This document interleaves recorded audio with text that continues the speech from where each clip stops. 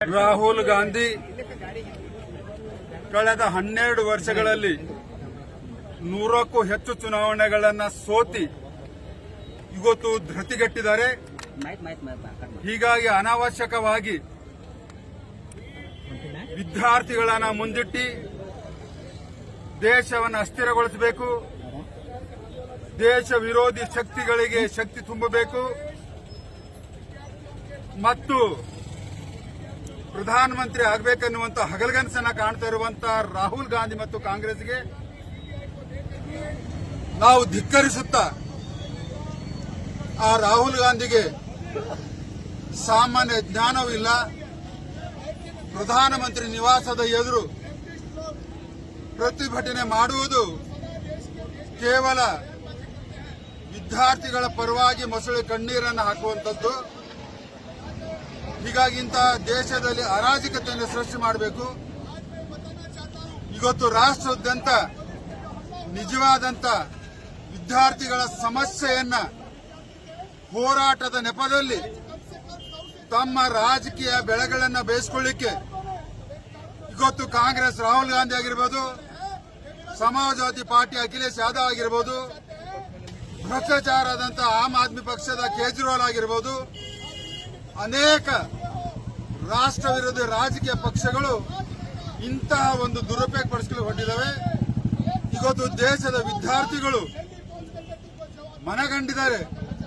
ಅವರ ಭವಿಷ್ಯ, ಅವರ ಸುರಕ್ಷತೆ ಯಾರಾದರೂ ಮಾಡಬಲ್ಲರಾದರೆ ಅದು ದೇಶದ ಪ್ರಧಾನಮಂತ್ರಿ ಸನ್ಮಾನ್ಯ ಶ್ರೀ ನರೇಂದ್ರ ಮೋದಿ ಮಾತ್ರ ಮಾಡಬಹುದು ಅಂತ.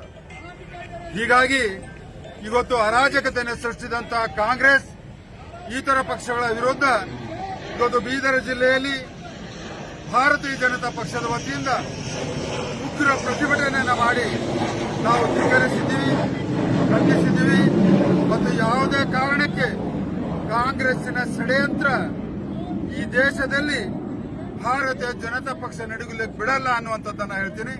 ಧನ್ಯವಾದಗಳು. ಅದೇ ಇದು ಒಂದು ಗಂಭೀರವಾದಂಥ ಸಮಸ್ಯೆ. ಇದಕ್ಕೆ ನಿನ್ನೆ ಪ್ರಧಾನಮಂತ್ರಿಗಳು ದೇಶದ ನಮ್ಮ ಯುವಜನರ ಭವಿಷ್ಯಕ್ಕೆ ಯಾರೇ ಅಡ್ಡಿ ಬಂದಿದ್ರೂ ಕೂಡ ಅದನ್ನ ತಡಿಲಿಕ್ಕೆ ಸಾಧ್ಯ ಇಲ್ಲ, ಅದನ್ನ ನಾವು ನಿರ್ಮೂಲನವನ್ನ ಮಾಡ್ತೀವಿ ಅನ್ನುವಂಥ ಭರವಸೆಯನ್ನು ಕೊಟ್ಟಿದ್ದಾರೆ. ಮತ್ತು ತಕ್ಷಣವಾಗಿ ಫಾಸ್ಟ್ ಟ್ರ್ಯಾಕ್ ಕೋರ್ಟ್ ಅನ್ನ ಆದೇಶವನ್ನ ಮಾಡಿದ್ದಾರೆ. ಮುಂಬರುವಂತ ದಿನಗಳಲ್ಲಿ ಇಂತಹ ಘಟನೆಗಳಿಗೆ ಕಡಿವಾಣ ಹಾಕಲಿಕ್ಕೆ ನರೇಂದ್ರ ಮೋದಿಯವರು ಮತ್ತು ನರೇಂದ್ರ ಮೋದಿಯವರ ಸರ್ಕಾರ ಕಟಿಬದ್ಧವಾಗಿದೆ. ಭಾರತೀಯ ಜನತಾ ಪಕ್ಷ ನರೇಂದ್ರ ಮೋದಿಯವರ ಕೈಗೊಂಡಿದ್ದಂತ ನಿರ್ಣಯಕ್ಕೆ ನಾವು ಕೂಡ ಅದಕ್ಕೆ ಬೆಂಬಲವನ್ನು ಸೂಚಿಸಿ ಇವತ್ತು ಕಾಂಗ್ರೆಸ್ಸಿನ ಅಸ್ಥಿರಗೊಳಿಸುವಂತಹ ಹುನ್ನಾರಕ್ಕೆ ನಾವು ಧಿಕ್ಕರಿಸ್ತೀವಿ. ಇವತ್ತು ನಿನ್ನೆ ಎಲ್ಲ ಮೀಟಿಂಗ್ ಇತ್ತು, ಅವರು ಬೆಂಗಳೂರು ಪ್ರತಿಭಟನೆಯಲ್ಲಿ ನೀನು ಭಾಗವಹಿಸಿದ್ದಾರೆ. ನಾವು ನಿಜವಾಗ್ಲೂ ನಿನ್ನೆ ಮಾಡಬೇಕಾಗಿದ್ದು ನಾವು ಕೂಡ ಪ್ರತಿಭಟನೆ, ನಮ್ಗೆ ಸ್ವಲ್ಪ ಸೂಚನೆ ಬರ್ಲಿಕ್ಕೆ ತಡ ಆಗಿದ್ದ ಸಲುವಾಗಿ ಇವತ್ತು ನಾವು ತಗೊಂಡಿದ್ದೀವಿ. ಕೇಂದ್ರ ಸರ್ಕಾರ ಲೇಟ್ ಆಗಿ ಅವರಿಗೆ ರೆಸ್ಪಾನ್ಸ್ ಮಾಡ್ತಾ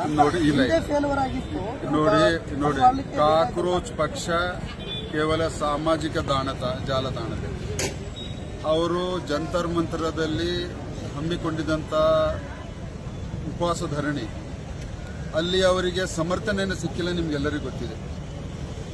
ಹೀಗಾಗಿ ಸರ್ಕಾರ ತಡ ಮಾಡಿದೆ ಅಂತೇನಲ್ಲ, ಆದರೆ 20ನೇ ತಾರೀಕಿಗೆ ಎಲ್ಲ ರಾಜಕೀಯ ಪಕ್ಷಗಳ ಕುತಂತ್ರದಿಂದ ಆ ಒಂದು ಸಂಸತ್ ಚಲೋ ಅನ್ನುವಂಥ ಪ್ರತಿಭಟನೆಯನ್ನು ಹಮ್ಮಿಕೊಂಡಿದ್ರು. ಹೀಗಾಗಿ ತಕ್ಷಣವಾಗಿ ಭಾರತದ ಸರ್ಕಾರ, ಮೋದಿ ಸರ್ಕಾರ ತಕ್ಷಣವಾಗಿ ಯಾವ ರೀತಿಯಾಗಿ ಪ್ರಜಾಪ್ರಭುತ್ವದ ಮೌಲ್ಯಗಳನ್ನು ಎತ್ತಿಡಿದು, ಸಂವಿಧಾನವನ್ನು ಎತ್ತಿಡಿದು ಅದನ್ನು ಸಮರ್ಥಿಸ್ಕೋಬೇಕಾಗಿತ್ತು ಮತ್ತು ಅದನ್ನು ಸ್ಪಂದನೆಯನ್ನು ಮಾಡಬೇಕಾಗಿತ್ತು, ಮಾಡಿ.